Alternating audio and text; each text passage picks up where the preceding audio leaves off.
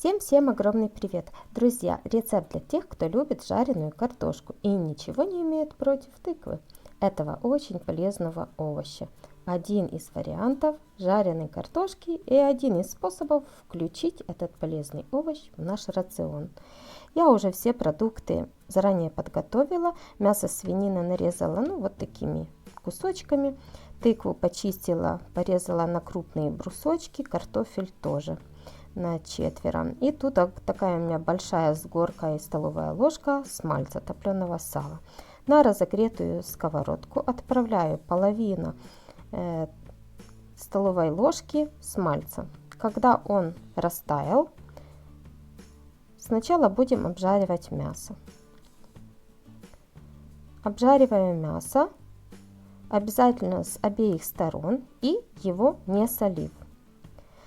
Для того, чтобы все соки запечатались внутри и образовалась такая румяная аппетитная корочка на нем. И потом мы будем обжаривать все овощи вместе с мясом. И овощи будут наши такие ароматные. Переворачиваю на другую сторону. И когда уже мясо подготовилось, подрумянилось со всех сторон, к нему будем отправлять картофель. Ничего не солим. На этом этапе это обязательное условие для того, чтобы у нас образовалась эта такая румяная корочка, чтобы на картофеле и на мясе образовалась корочка. И этот первый этап мы тушим под крышкой 10 минут.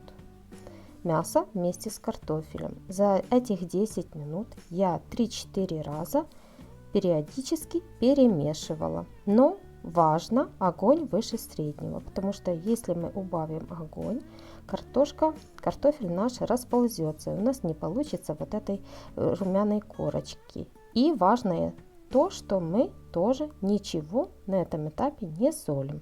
Это обязательно. Все. И теперь обязательно пробую ножом.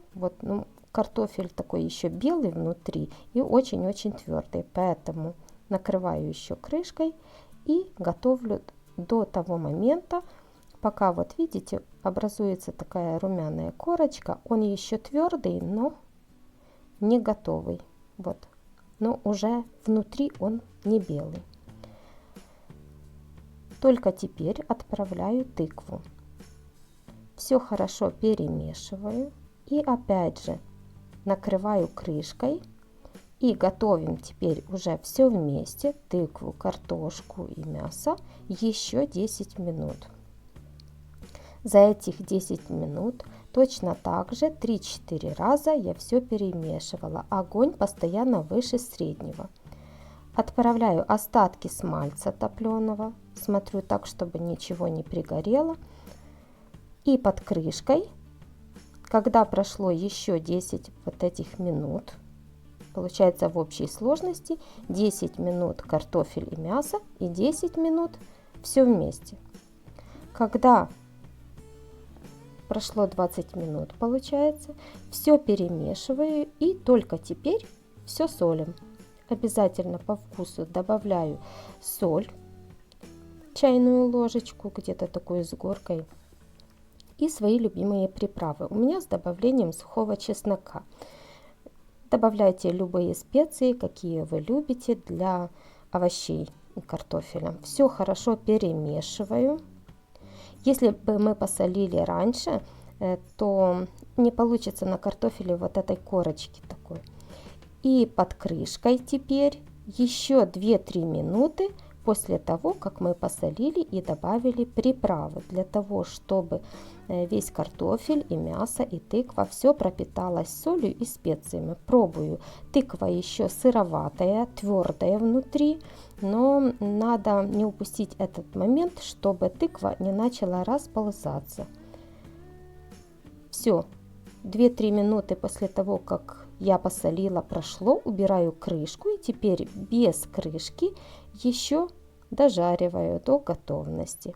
В конце можно добавить зелень по желанию и жареный картофель с тыквой. Готово. Друзья, если вам было интересно мое видео, не забывайте оставлять свои комментарии, лайки, ну или дизлайки.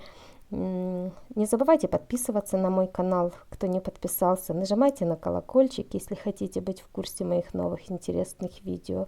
С вами была Виктория. Пока-пока.